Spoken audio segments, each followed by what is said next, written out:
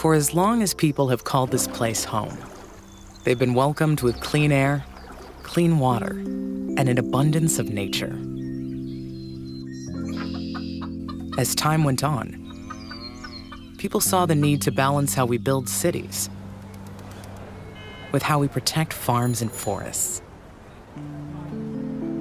That's why across Greater Portland, in 24 cities and 3 counties, there's one metro government that brings us all together to maintain that vital balance, to provide services across cities and counties, to create a better future together. Hello, we're Metro.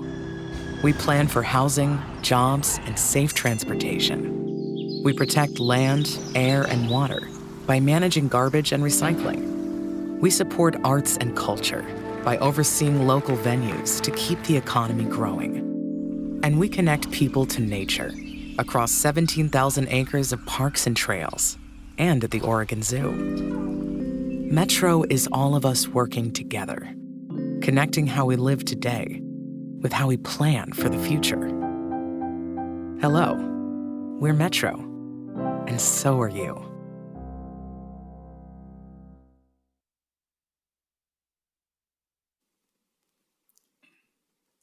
Good morning. I will now call to order the Metro Council Business Meeting for October 6, 2022. I'll ask our clerk, Connor Ayers, to call the roll and then make sure that we have all of our tech appropriately on or off. Yes, thank you, President Peterson. Councillor Craddock. Present. Councillor Gonzalez. Present. Councillor Wong. Present. Councillor Rosenthal. Councillor Nolan. Councillor Lewis. And President Peterson. Present, thank you. Thank you. Would you like to just make sure? Yes, so just as a quick technology check, please make sure that your computer is muted off as well as your microphone on Zoom. We'll just be using the goosenecks mics and I will be managing those in the meeting, so no need for you to unmute or mute yourself with those. You will also make sure, and it looks like everybody does have their camera using the webcams that we've set up in front of you, so we're all good there.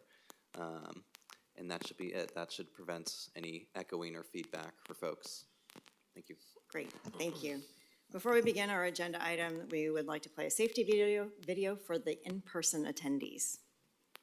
I'm Bob Lee, one of the animal curators here at the Oregon Zoo, and safety is a huge part of our job.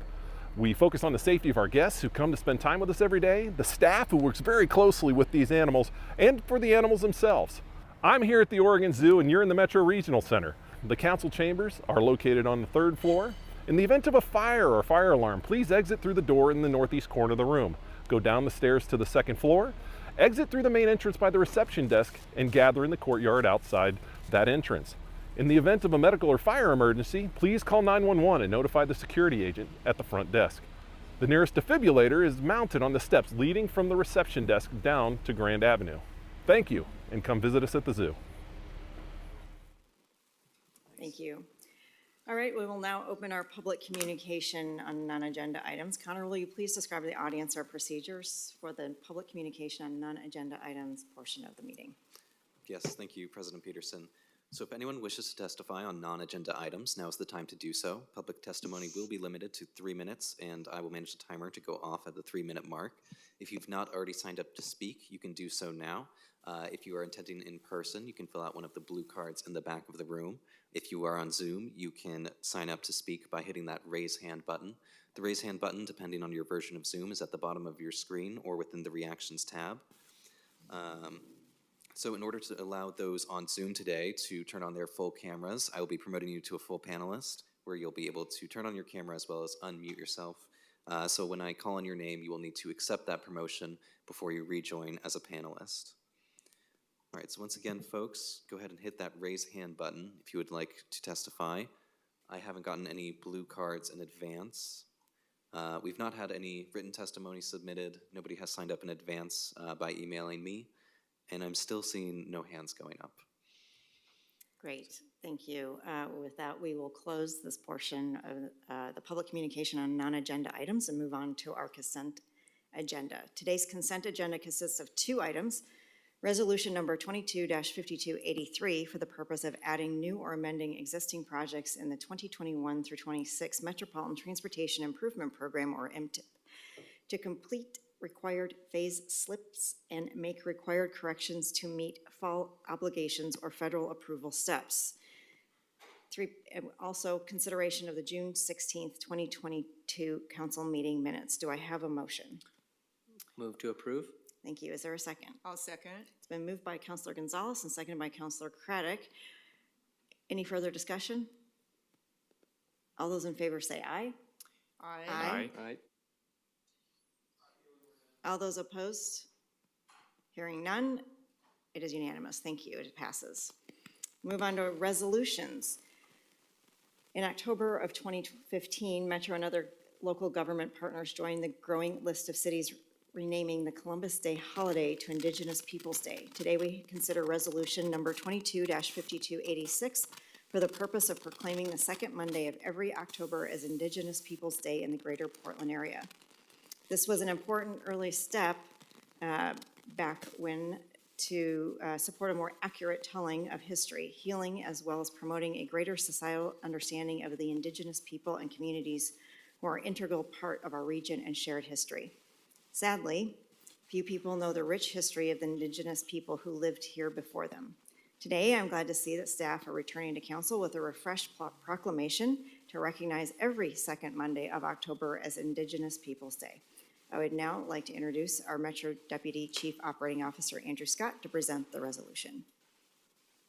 Good morning. Good morning. Thank you, President Peterson. The arrival of Europeans in the Americas certainly was a pivotal time in history. However, it was far from the beginning of the story of this continent.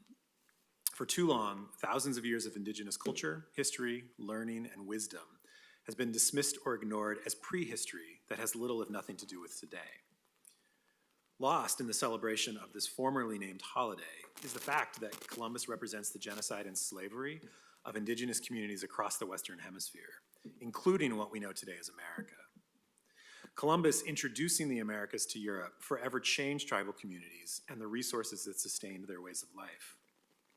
Those who continue to celebrate Columbus can be seen as complicit in the continued erasure of indigenous traumas and history. When the experiences, past and present, of Native peoples and communities are rendered invisible in our contemporary society, this negatively impacts Native communities and it perpetuates a legacy of colonization. Invisibility leaves Native people vulnerable to further experiences of prejudice and discrimination. The official recognition of Indigenous Peoples Day pushes back on the invisibility of Native peoples and the consequences of such invisibility in multiple ways. It counters false historical narratives that are embedded within the celebration of Columbus discovering America, Indigenous peoples welcoming explorers, and explorers treating Indigenous peoples with respect.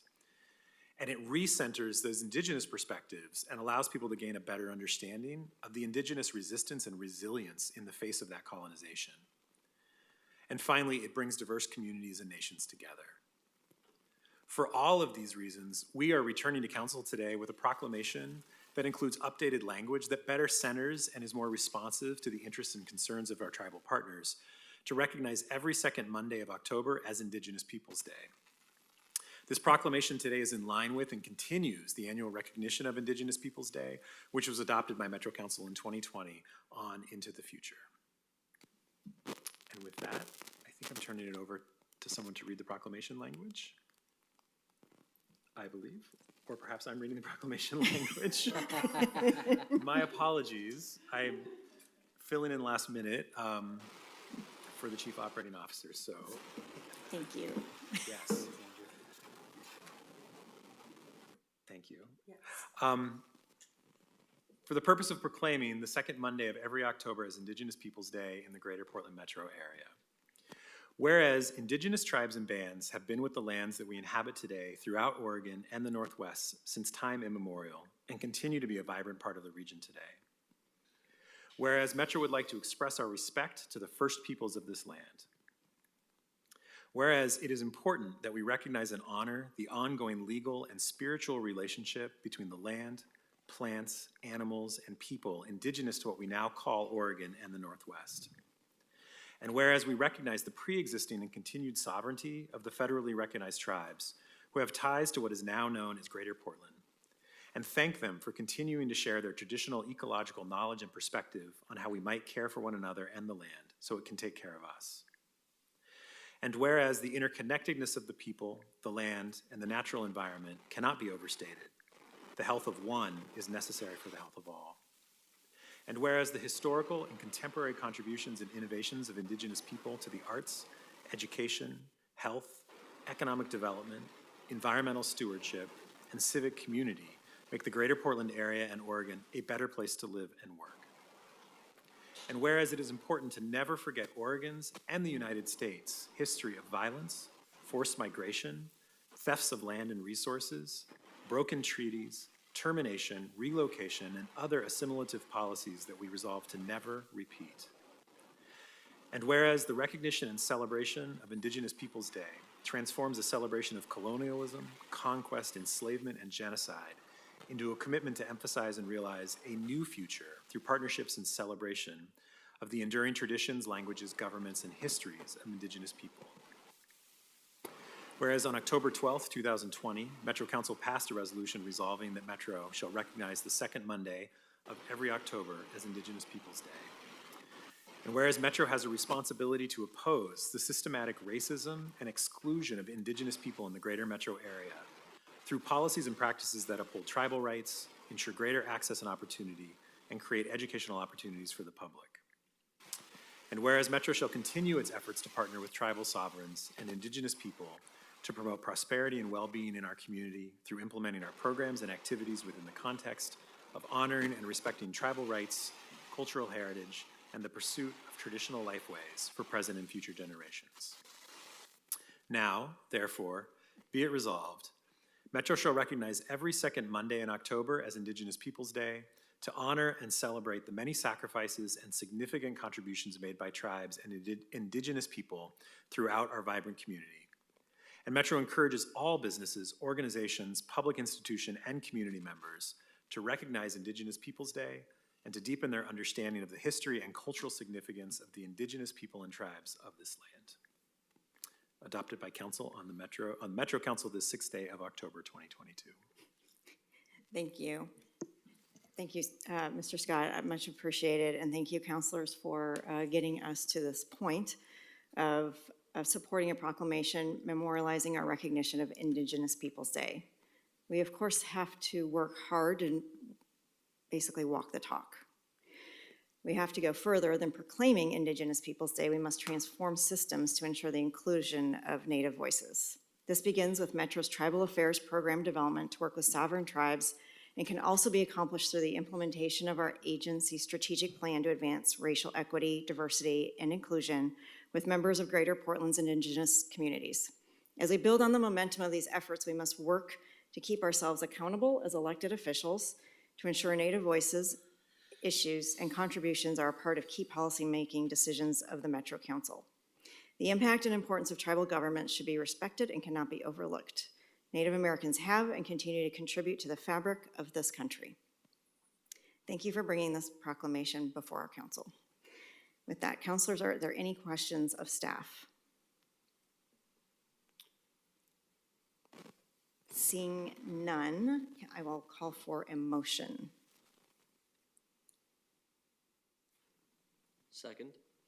It's been moved by Councilor Rosenthal and seconded by Councilor Gonzalez. Any further discussion, conversation, councilors?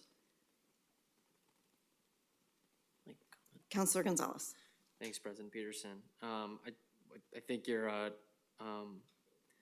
comments just now really resonated with me, and I want to extend an appreciation to the hard work that the Metro team has done to, one, lay the groundwork for this proclamation, but also the substance and the institutional transformation that that we're undertaking to be cross-cutting, and we saw at our presentation on Tuesday from Katie McDonald and the work that we're doing around tribal engagement, a work plan, et cetera.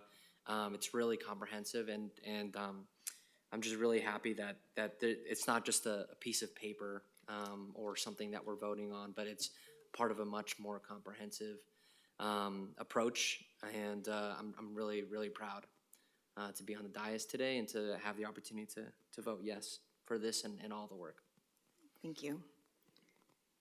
Counselors online, make sure you have an opportunity. Thank you, Counselor Lewis.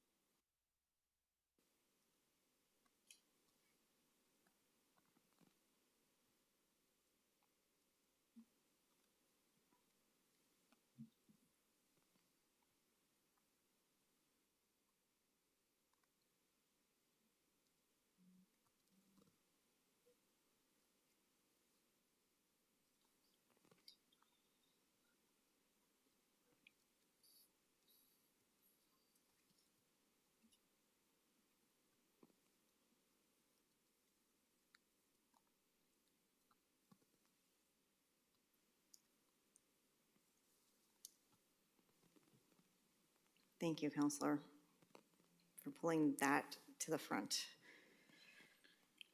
Anybody else? All right. Oh, Counselor Rosenthal.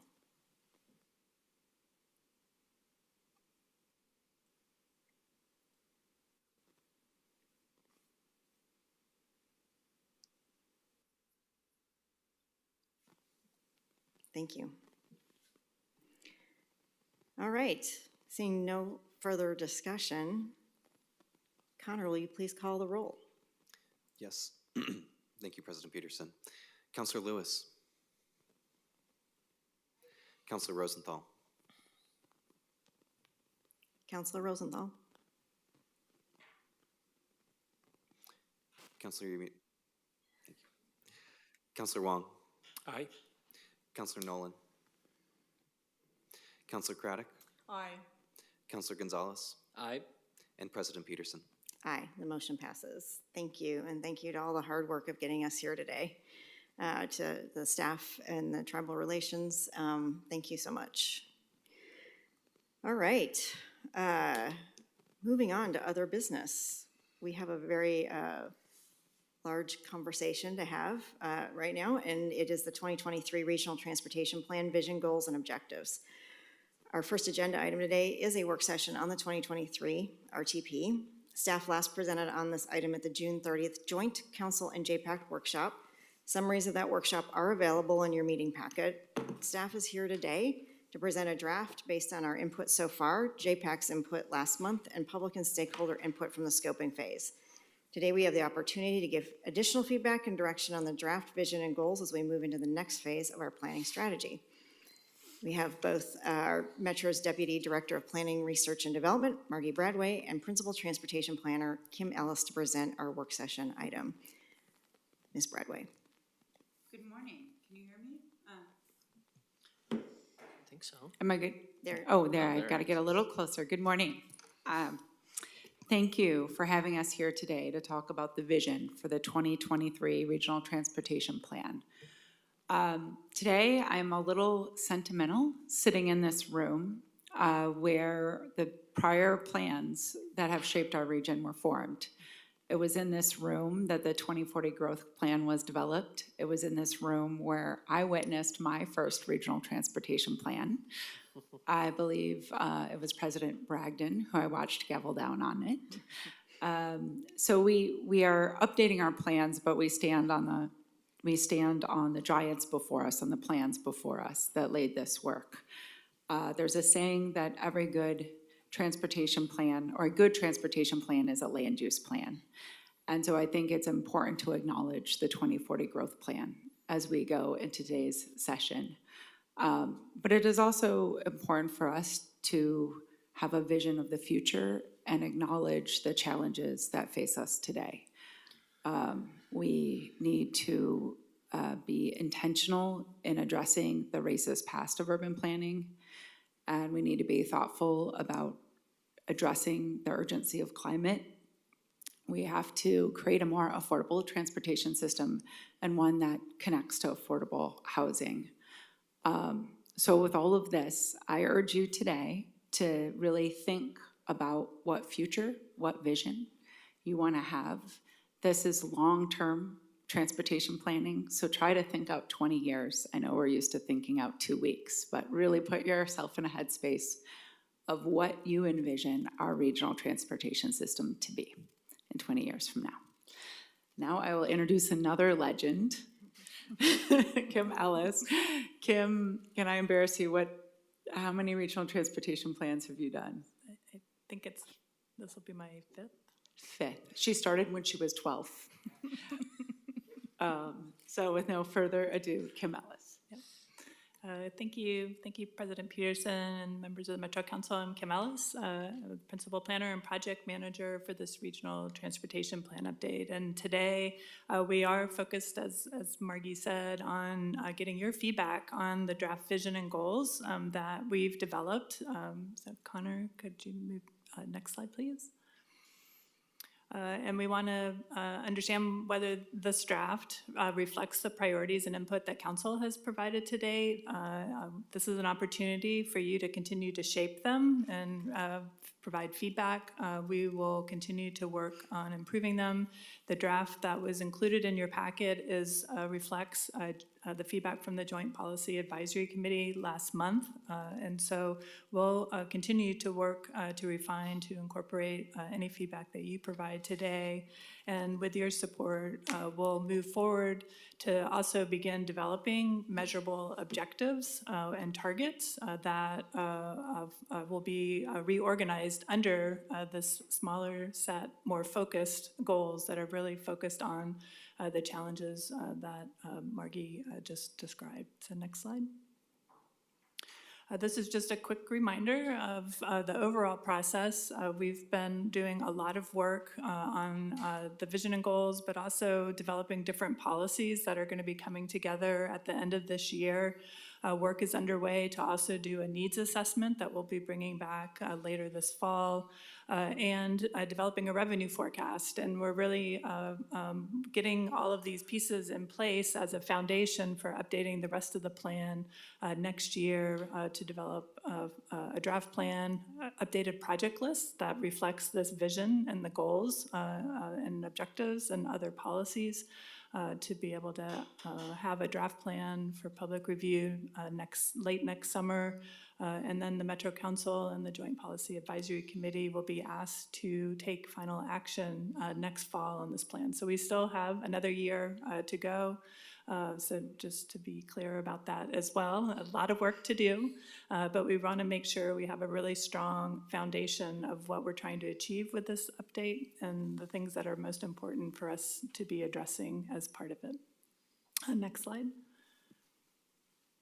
And as Margie said, the Regional Transportation Plan is a critical tool. It's our key tool for implementing the transportation component of the 2040 growth concept. It's also the foundation for our climate smart strategy that was adopted by the Metro Council and JPAC back in 2014. We're bring together through the Regional Transportation Plan local priorities, regional priorities, and state priorities for investment in the system in a way that's helping us advance towards the 6 desired outcomes that you see there. And it brings together also work that TriMet is doing in updating their transit plan. So we do, and their strategy for moving forward with their service to help support our regional goals and vision as well. Next slide.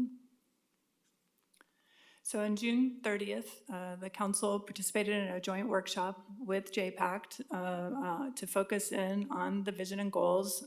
That was our first in-person meeting in 2 years, so that was exciting. And you all provided a lot of great feedback and direction around how we should be focusing in. The current regional transportation plan has 11 goals. That can be somewhat unwieldy to shape and help in decision-making. And there was very clear support from that workshop to come back with a smaller, more focused set of goals that really focused in on the key things that we need to be focusing on as a region and investing in our transportation system. So there's a copy in your packet of the meeting summary there that you can refer to, but the conversation was people were very engaged, happy to be together, happy to be talking about the future and thinking ahead to what this plan can be and deliver. And I think also really helped start creating more ownership. This is a plan that is a JPACT and Metro Council plan that we want to reflect both bodies' priorities. Next slide. This just highlights some of the key themes. I already mentioned that one was, to have more focus, continue to bring more focus to the plan itself. We want the vision to really resonate with the people that this plan is serving. It's not just our jurisdictional partners and advancing things that have been identified, but really what is the community, what do business and other people that are using our transportation system need this system to deliver into the future. There was a desire for there to be even more explicit climate action throughout the vision and goals, so we've done our best to try and do that. Also that just recognizing that our region is continuing to grow economically. We need to help support all communities in that growth and making sure that we have connected transportation networks that connect all the communities across the region, but also provide important way for freight and goods movement to move to our region and through our region into other places. And that a desire to continue to emphasize the importance of safety and a safe system approach in our transportation system, and to have our vision and goals be even more measurable, that we want to make sure that we can track our progress and be accountable to what we've said is important that we're going to deliver so that we can track that between updates. Next slide. So with that, we are bringing back these 5 goals that are really building on the last regional transportation plan that we had the 4 policy priorities of safety, equity, climate, and congestion relief. We have reframed the congestion outcome around mobility, and that really links to the mobility policy work that we've been doing with the Oregon Department of Transportation over the past 3 years. And then added a 5th goal or 5th priority area around vibrant and prosperous communities, which is about ensuring that sort of economic prosperity of communities and connecting communities. The draft vision statement is there as reflected by, revised by JPACT and in their discussion. Everyone in the greater Portland region will have safe, reliable, affordable, efficient, and climate-friendly travel options that allow people to drive less and support equitable, resilient, healthy, and economically vibrant communities and region. And I'm just going to quickly walk through the goals. I won't read each of the goal statements because we really want to hear from you today on, are we moving in the right direction? Are there things that you would like to see improved with these? So next slide. So we're leading with the equity goal. This is really bridging together and acknowledging the disparities that exist today. And the goal is to eliminate those disparities with centering on BIPOC communities and people with low income, and then also ensuring that disproportionate barriers that people experience, other marginalized communities experience in using our transportation system are also removed. Next slide. The climate goal is focused on climate action and resilience, and recognizing that our people, our communities, and our ecosystems are being impacted by climate change, and that the actions that we're taking and investments that we're making need to reduce substantially greenhouse gas emissions and other pollution that affect all people, communities, and the ecosystems, and ensure that people are traveling more, walking, biking, by transit to get to the places they need to go, and also not having to travel as far to get to the things that they need to do each day. Next slide. The third, we framed it as an economy goal, but it really is about vibrant and prosperous communities in a much broader sense, but it recognizes the importance of our transportation system and connecting to our centers, our industrial areas, our ports and intermodal facilities, as well as employment areas and other regional destinations, and that we need a variety of multimodal options to help help people and businesses and communities make those connections and to thrive and prosper. Next slide. The safety goal continues to be focused on a safe systems approach, which is carried forward from the 2018 Regional Transportation Plan, and where we are focusing on fatal and serious crashes where people are dying or are seriously injured in transportation crashes. And so this goal is reinforcing our commitment to 0 deaths and serious injuries by 2035 as currently adopted in the Regional Transportation Plan. Next slide. And the mobility goal is building on the work, and we'll be coming back to you to talk more about the mobility policy update that we've been doing. But this goal is acknowledging the importance of people and businesses being able to reach all of the things that they need to by affordable, low-carbon transportation options that are safe, convenient, reliable, efficient, accessible, and welcoming for all. Next slide.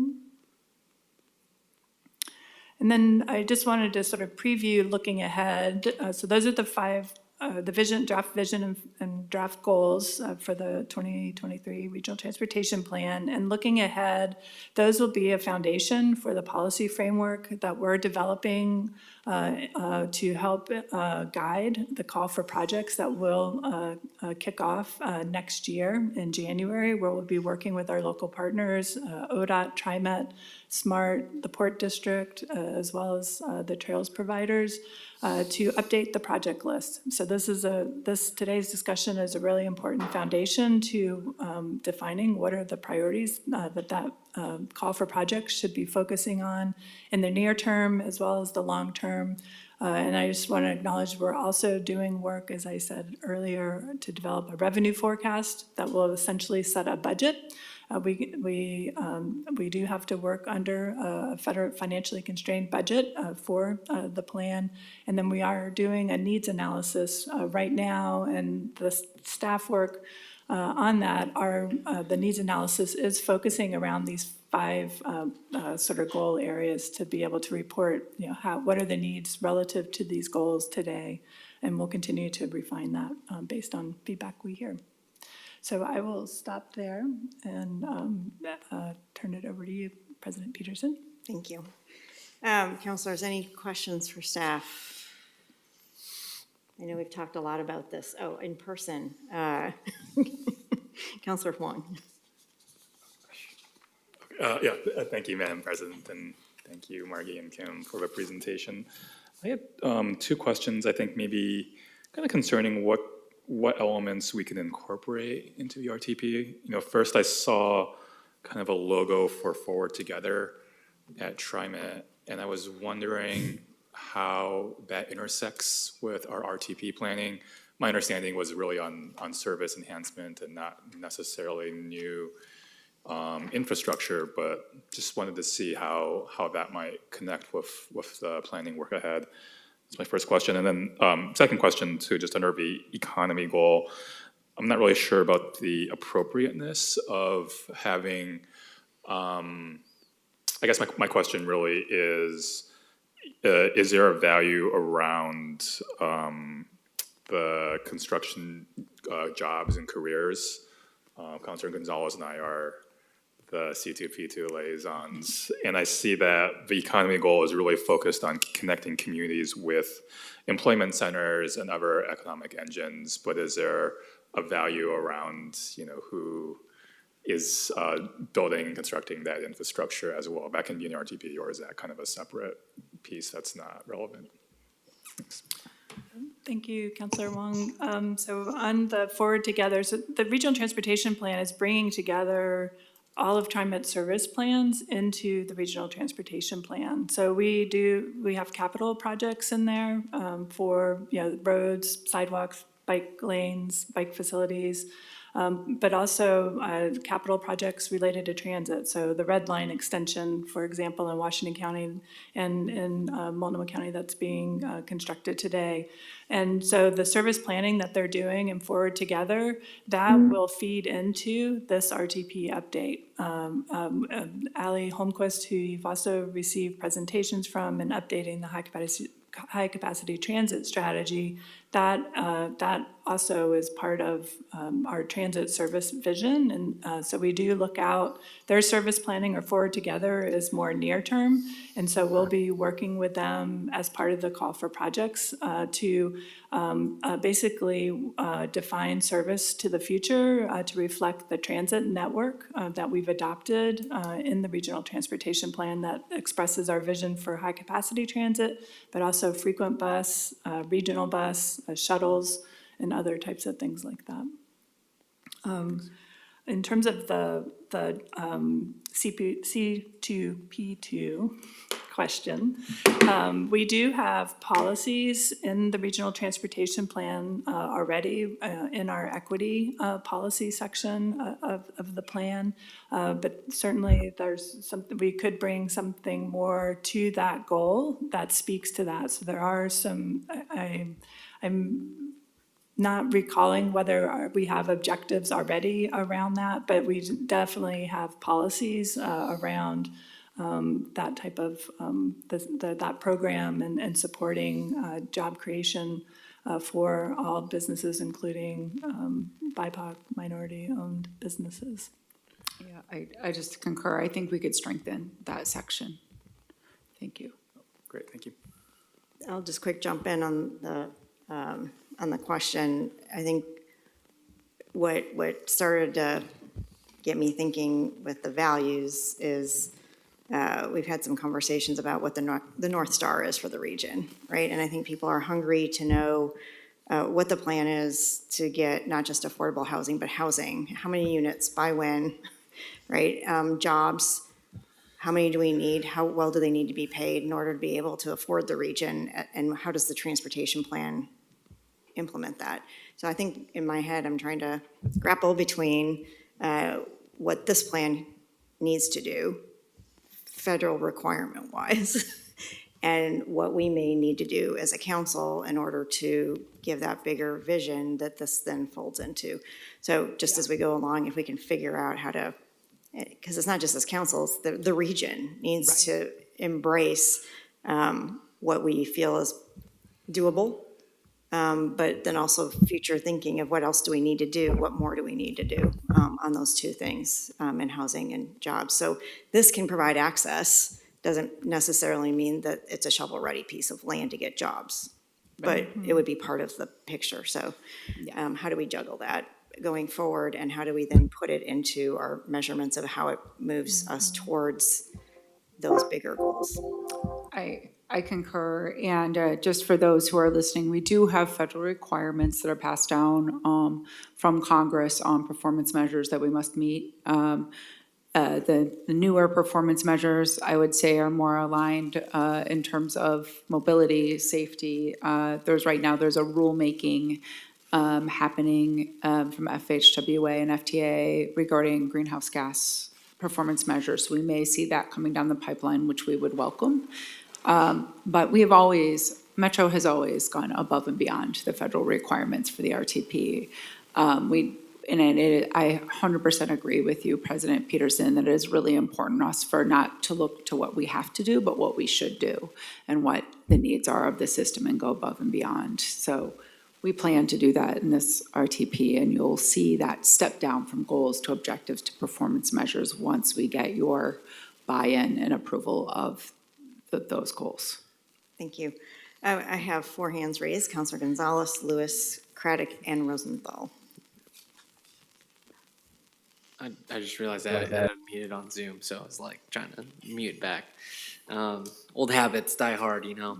Well, obviously all the hands went up because I think you struck a really good chord with conversation. I think first, what I want to share is I've really appreciated the workshops. I think they've been very effective at helping spark a conversation and I feel like make people excited about the RTP, you know, and which, as it turns out, not everyone in the region is like super jazzed about, you know, RTP, let's go. You know?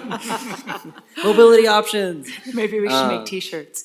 Yeah, I guess, yeah. Well, let's look at the T-shirt, the merch. Let's look at the merch. But generally speaking, you know, I've really appreciated it, and you know, one of the attachments, there was a lot of great quotes about that staff took away, and I was actually, you know, refreshing on it, and we did talk a bit about, you know, this plan not just being for a list of projects, not being a guiding document for Metro, or even for the municipalities, but really, you know, something that we use to tell the world about what we want to be, and that's something that really I feel is really poignant with this kind of phase that we're in with the world, with the economy, with the changes in public health and all that, and the opportunities available for our region. You know, looking specifically at the nice framework, I can't understate how significant it is to have the mobility options bubble be framed in the way that it is. In general, you know, looking through the document and you know, I see a really good balance because obviously the JPAC recommendations that we received, we have, you know, small cities, large cities, we have groups of stakeholders that want to prioritize freight movement, active transportation, et cetera. And I just really see a balanced document foundation for us to now open up the project list. But instead of rambling on, I'll just wrap up by saying I've really appreciated the approach and the intention of bringing people together in person, especially to have these conversations. And I think that the quality of the work and the product is reflected by the conversations that we're able to have, and kind of not just listening to each other on Zoom, but really engaging in conversation. Great, thank you. Councilor Lewis. Great, thanks so much. I have 2 thoughts. One, I want to come back to the vision, and I appreciate that the first workshop helped us reset our vision. And we were not only challenged to think about, you know, kind of how we define, you know, the purpose of us doing a regional RTP, but also who we're doing it for and our constituencies. You know, we get really hyper focused on our cities and our, you know, our owners and operators of infrastructure, but it's the end users, the people who are trying to get around or that get their goods around that we need to serve. But I think it's really important that it's not just the frame of it could be that we get less vehicle miles traveled. It could be that we have more mobility options.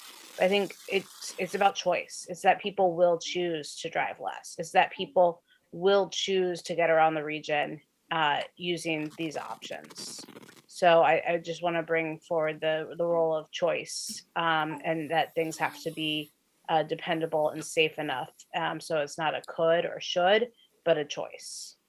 That's the standard we need to hold ourselves to.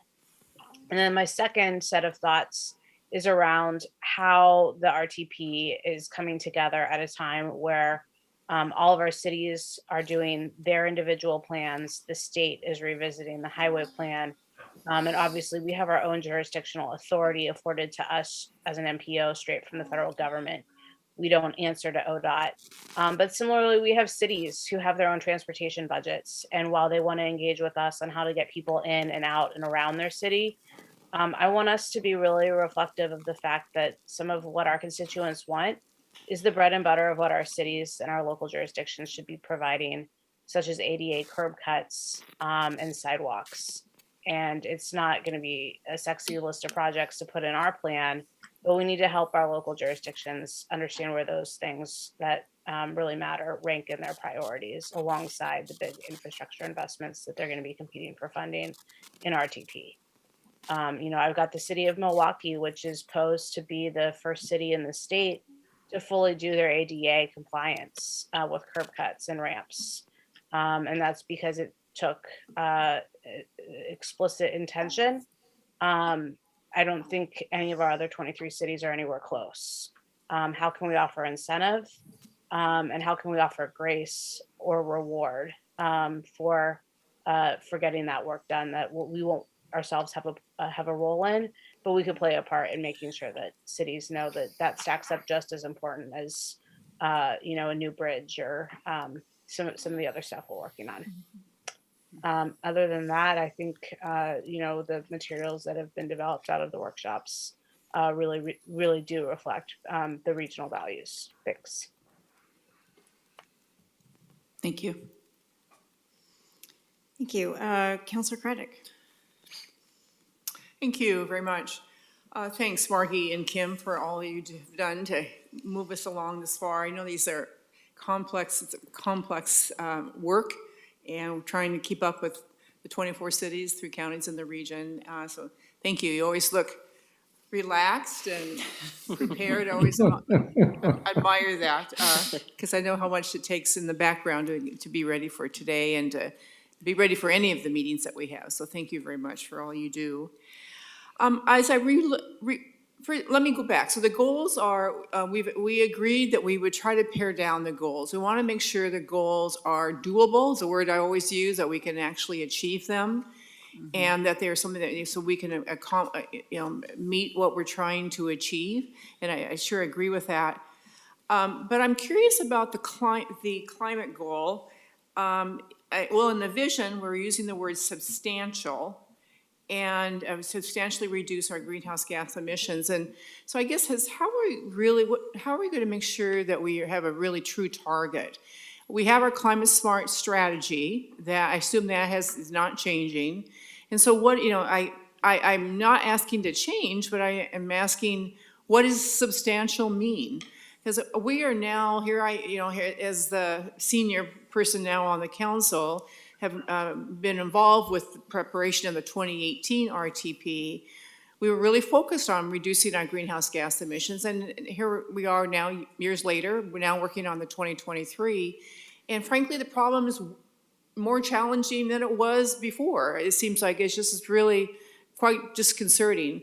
And so I guess what do we do, what is going to be in the RTP to really see that we can really begin to make a difference in reducing these greenhouse gas emissions? I appreciate Councilor Wong's question about TriMet, and I think it was you, about making sure that our transit plans are, meet what our regional plan is. But the other one is the Department of Transportation, and on their plans for the future, on what their plans are for our highway system. And then the legislature, how do we work with the legislature to see that legislation that moves forward is in agreement with our plans also? I'm just posing these. I actually don't expect an answer from you, but they're definitely those that have to all be considered, because it takes us all to get there to be able to reduce our greenhouse gas emissions. So I'm a little concerned about the word substantial. So I'd like to hear your thoughts on that, because to me it's not quite definitive enough what that means. And I'm assuming that we're using the climate goal or climate strategies as giving us the detail of that. So So my thoughts are really around how do we get us all working on the same, going the same direction? That's our, of course, Councilor Lewis mentioned our cities. I know they have to meet our RTP as they put their TSPs forward. But then we have our Department of Transportation, we have TriMet, and then we have our legislature. And we're not going to reduce our greenhouse gas emissions unless we're all in sync. So I'm just curious about your response to my comments. Yes, thank you, Councilor Craddock. Those are all great questions, and I have some answers, and Margie will also chime in, add to it. But so this, just to be clear, this regional transportation plan is required to meet the state greenhouse gas reduction targets that are set by our region. The goal statement is, we use the word substantial just to reflect that we need to substantially reduce our emissions to meet those targets. We will be making or developing objectives. We already have objectives in the current plan that basically say we're going to meet the target as it's defined under the state administrative rules adopted by the Land Conservation and Development Commission. So our financially constrained RTP, we need to be able to demonstrate we're meeting those targets. And we will have work to do that. On your question about Climate Smart, we incorporated Climate Smart into the RTP more formally in the last update. We are going to be reviewing it as part of this update, and we may need to make revisions because there are, just based on some of the initial analysis and work that we shared at the Climate and Transportation Expert Panel earlier this summer, there are assumptions that are in our strategy that are not quite where we thought they would be at this time. Transit is one of them, in part because of COVID and also in part because of the operator shortages. So we need to think about, are there other adjustments that we need to make? And then if there's a gap in meeting our target, how do we address that as part of this work and future work in the region?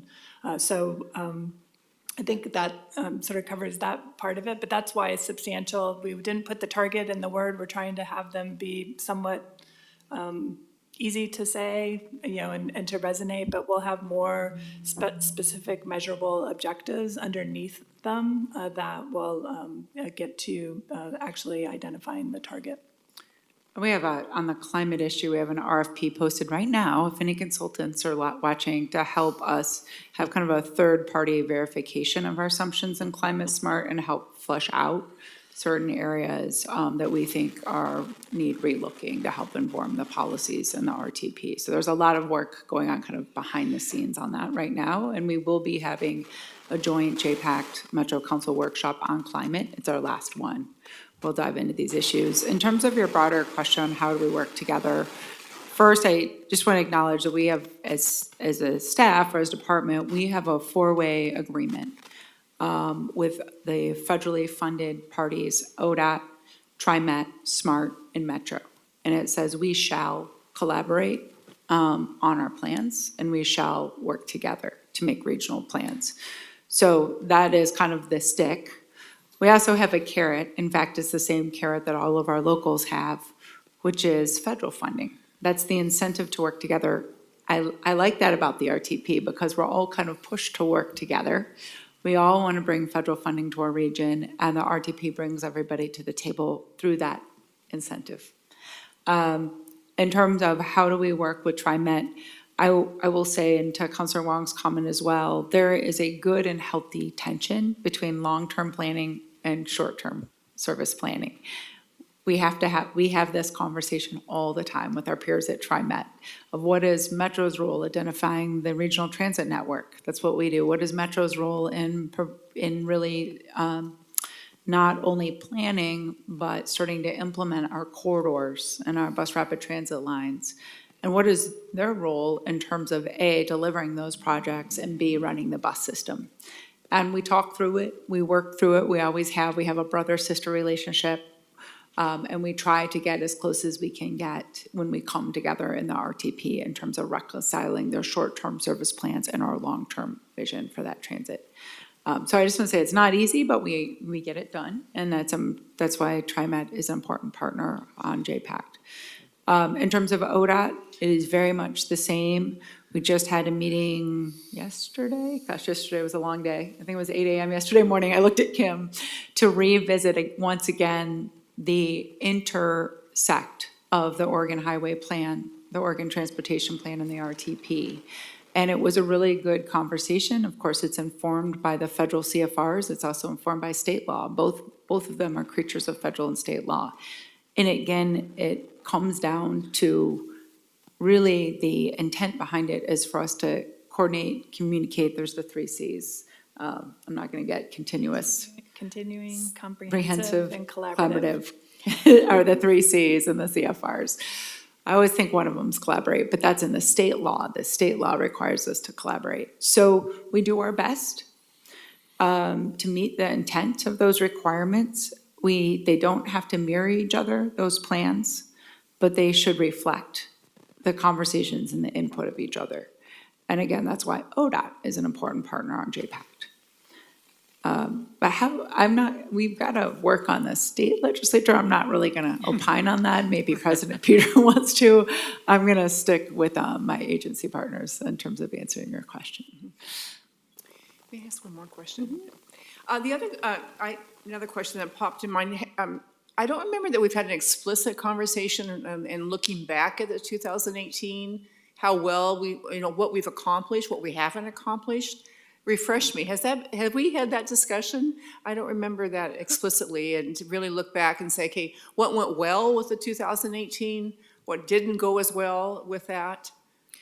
We have, I think, in informal ways, not in a formal way.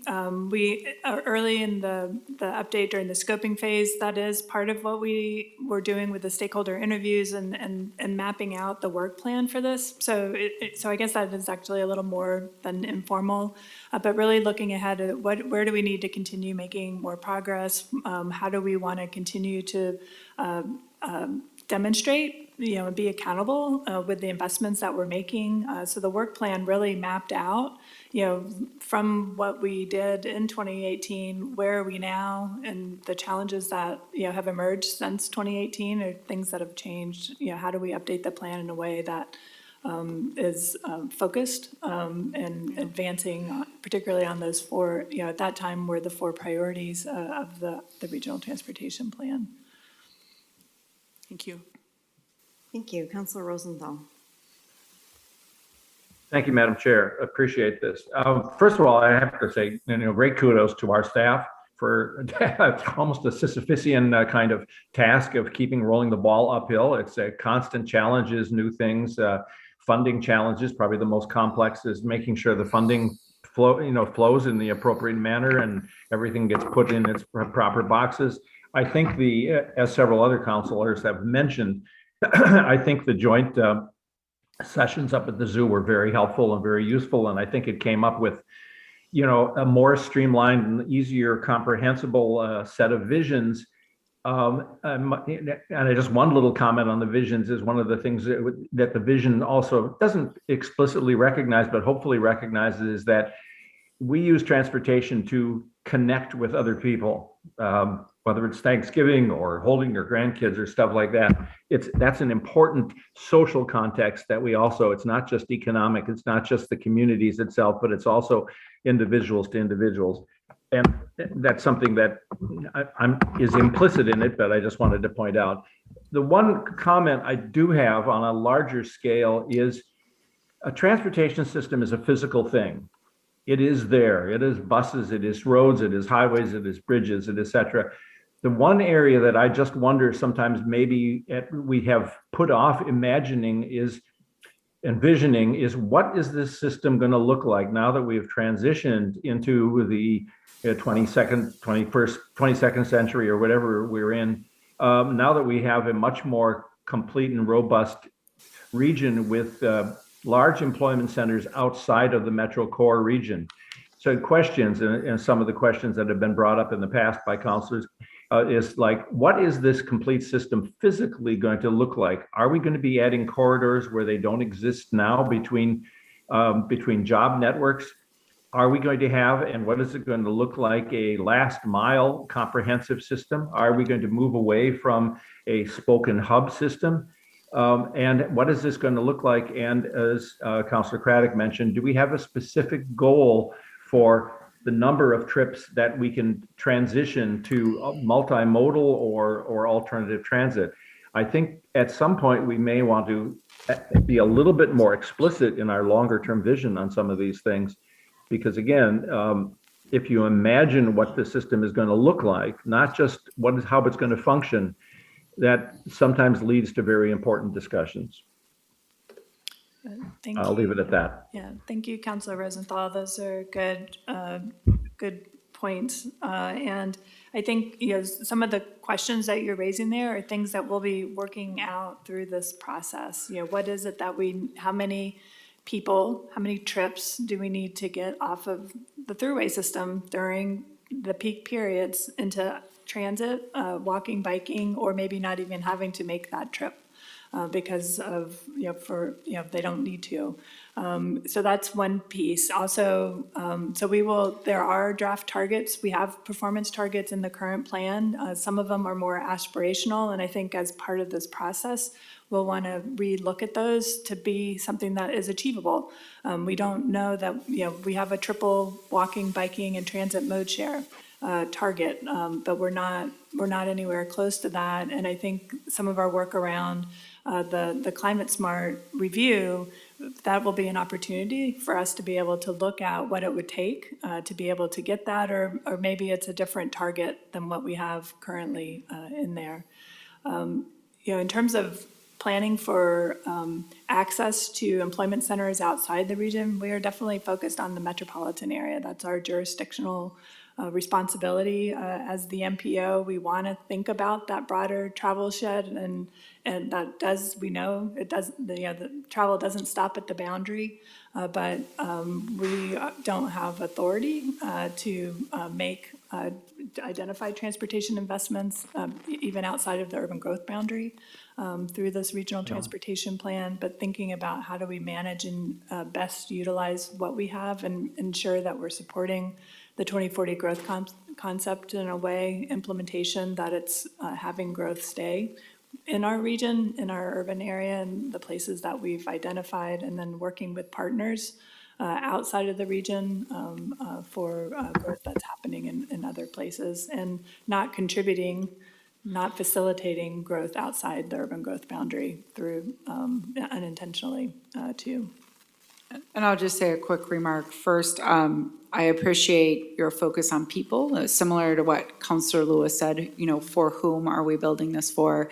I almost see it's a tagline forming in my head about, this plan is for people or centered on people.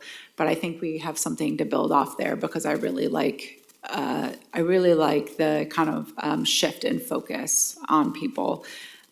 Second, I would just say I really appreciate your questions. Building on what Kim's response, we will be tackling questions specifically about kind of what, for example, what are the high capacity transit routes in our future in our region? When we first developed the high capacity transit plan back in 2009, there was no bus rapid transit.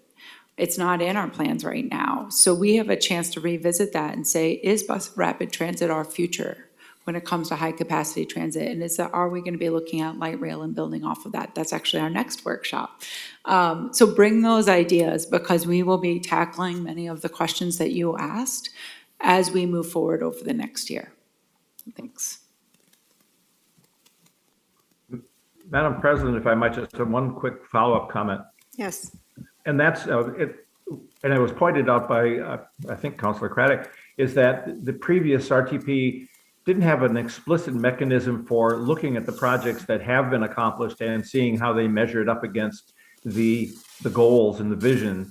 And that might be a useful thing to include in the FAST, some measure of sort of going back and saying, well, this project met these goals in an explicit way or didn't meet them in an explicit way.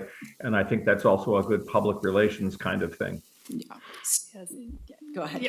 Yeah, thank you, Councilor Rosenthal. We have identified, just in some of the early work for this update, what projects were completed since the last RTP. And if we have not provided that to council, we can share that. It does not have the in-depth analysis that Councilor Rosenthal was asking for, but it does show where they are in relation to our equity focus areas, the kinds of investments. But what we found is since the 2018 plan was adopted, about $1 billion worth of investment of projects in the RTP. So that's not everything that's been done in the region. That's just projects that were in the regional transportation plan have been. And it's a range of bike and pedestrian connections, major transit investment, also new road connections, arterial connections in different parts of the region. We'll make sure to get that back to you. Great, thank you. Councilor Huang. Thank you, Madam President. Just one note from the attachments in terms of the first community survey.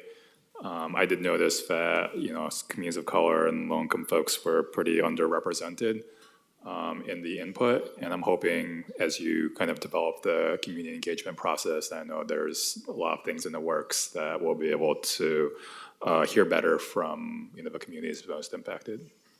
Yes, thank you, Councilor Wong. And just on that, we are currently reviewing some community-based organization proposals to basically contract with CBOs in the region to help expand our ability to hear from those communities. And we can give more of an update at a future work session on that and other engagement work. Thank you. Seeing no other hands raised, I just want to say thanks for getting us to this point. It's always a good place to start with our values, and then I think the question is going to come down to, as it always does, the projects and the criteria that we use to meet our goals, and that'll be a harder conversation. But when this region has put their mind to what they want to accomplish and the priorities behind it, they have made it happen. And so I think beyond just the values, goals, objectives, maybe there needs to be a conversation. For instance, when we decided we were going to build a light rail system, we found a way to take the MTIP money and invest that for the long term for each project. When we made the decision to make sure we were doing transit-oriented development, we used to use the tool of tax increment financing along with our transportation measures. We don't have all these tools, and it's making it really hard to get down into what are we going to actually invest in out of all of these projects. Like, what is the region's role? What is the state's role? What is the local role? And what are we specifically trying to accomplish? Because even though we do all this work, we end up with a list of projects, and the question is, out of those projects, what will be the priority? What will be in the first 5 years? What will be in the second 5 years? And I think that's going to be the most important part of this discussion is, if we're going to be moving a bus rapid transit system forward, is that the first 5 years? Is that the second 5 years? How do we work our way through that? So I look forward to the next year of conversation and whittling this down, but also know that you will continually bring us back to our values. And that is our job. It's the region's job is to continue to push people back to, okay, is that actually accomplishing what we said we wanted to accomplish? So thank you. Yeah, one last comment. I was going to bring this up with Councilor Rosenthal's, but it is relevant to what you were saying, President Peterson, which is, this is kind of breaking news, but staff is working on a new way to better communicate the criteria and how the projects meet in these 5 bucket areas and these 5 goals. And typically we get the projects and we run models, and it's a very detailed analysis, but it's hard to communicate. So we're looking at the well-known bubble method of like full circle, half circle, empty circle on equity, climate, mobility, economic prosperity, and safety as a way of saying, can we make something more lay-friendly, and also kind of inform the conversation earlier. Some of our modeling work is very intensive and takes longer. So staff are extremely busy working that. We whiteboarded it last week because we could agree as staff that we need to do a better job of communicating the values that each of these projects, big and small, ADA ramps all the way to the major projects, each of the value that they bring to our region. So we'll be back with that. Great, thank you. Seeing no hands raised, thank you. Much appreciated. Thank you. Look forward for to your having next us. presentation. We'll move on to Chief Operating Officer Communication. We have our Deputy Chief Operating Officer, Andrew Scott. Council President, I actually don't have any updates for you today. Okay. Counselors, any counselor communication? Counselor Gonzalez. Yeah, just real quick, there was a Oregon Transportation Plan Committee meeting yesterday, which kind of falls in line with the presentation that Margie and team made today around the RDP. But basically, the Oregon Transportation Plan hasn't been updated for maybe 2 decades, I think I've mentioned. So it's kind of surprising, but nonetheless, there are 6 policy areas that are being included in the Oregon Transportation Plan, and we reviewed all of them pretty thoroughly. Safety, mobility, social equity, climate action, economy and vitality, and stewardship of public resources being the 6. I think without getting into too much detail, the greater Portland representatives that are just kind of as a part of this committee have done a pretty good job at, I think, communicating the kind of the improvements that ODOT's plan needs in terms of a framework, and how that framework then informs project prioritization and also informs the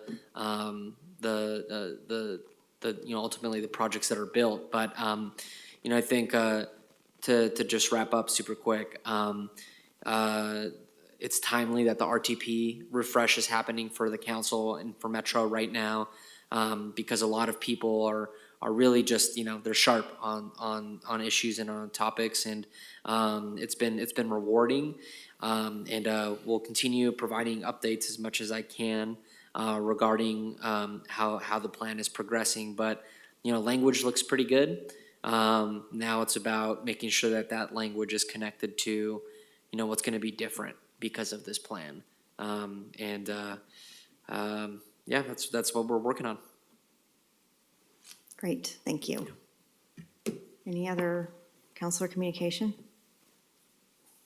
All right, seeing none, I will adjourn the meeting, and we are scheduled for October 13th, 2022 at 10:30 a.m. for our next meeting. Thank you.